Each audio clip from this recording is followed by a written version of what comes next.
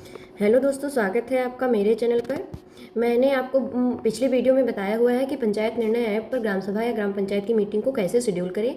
अब हम आपको आज बताते हैं कि ये पंचायत निर्णय ऐप पर विभिन्न प्रकार के लॉगिन इंटरफेस हैं, जैसे gram panchayat secretary, meeting assistant and registered citizen, block resource person and school model youth gram सभा।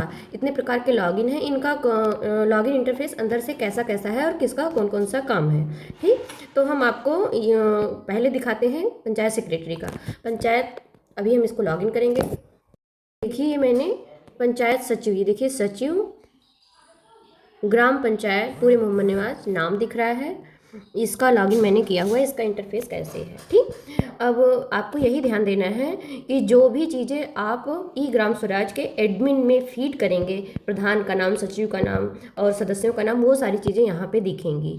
यहाँ पे आप कोई संशोधन नहीं कर सकते। अगर इसमें आपको कोई संशोधन करना है तो ई ग्राम स्वराज पे जाके ही करना है। सचिव के लॉगिन पे ये सारी चीज़ें दिखती हैं, लेकिन जो हमारा सहायक होता है उसके लॉगिन पे ये सारी चीज़ें दिखती हैं बस खाली, ठीक। ये इसका इंटरफेस भी अभी हम आपको दिखाएंगे। तो मुझे ये बताना है कि अगर आप फर्स्ट टाइम पंचायत निर्णय ऐप पर मीटिंग शेड्यूल कर रहे हैं तो आपको पहले ये प्रोसेस करना होगा, one time registration master data. अगर आप पहले कभी मीटिंग शेड्यूल कर चुके हैं तो आपको सीधे इस पे जाना है, मीटिंग मैनेजमेंट, और यहाँ पे जाके शेड्यूल न्यू मीटिंग में जाना है, मीटिंग शेड्यूल करनी है और उसमें आपको सहायक नियुक्त करना है। फिर उसके बाद का काम आपकी सहायक का है। और सहायक को क्या क्या करना है ये मैंने इसका अलग वीडियो बनाया हुआ है, आप उसको जाके वहाँ पर देख सकते हैं। इसके अलावा कोई भी क्वेरी आपकी अगर हो तो आप मुझसे पूछ सकते हैं।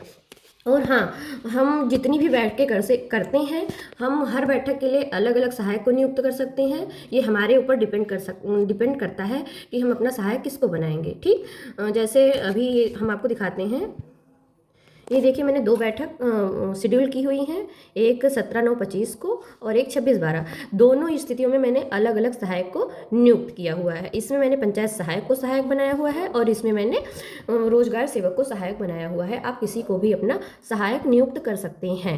बस जिसको भी आप जिस बैठक के लिए सहायक बनाएंगे उसके लॉगिन पे केवल उसी बैठक के बारे में दिखेगा। जैसे मैंने रोजगार सेवक को इसका सहायक बनाया हुआ है, तो अभी हम रोजगार सेवक के ही लॉगिन इंटरफेस से आपको करके दिखाएंगे कि उसके लॉगिन इंटरफेस पे कौन सा बैठक दिखता है, ठीक। तो उसके इंटरफेस पे यही बैठक दिखेगा।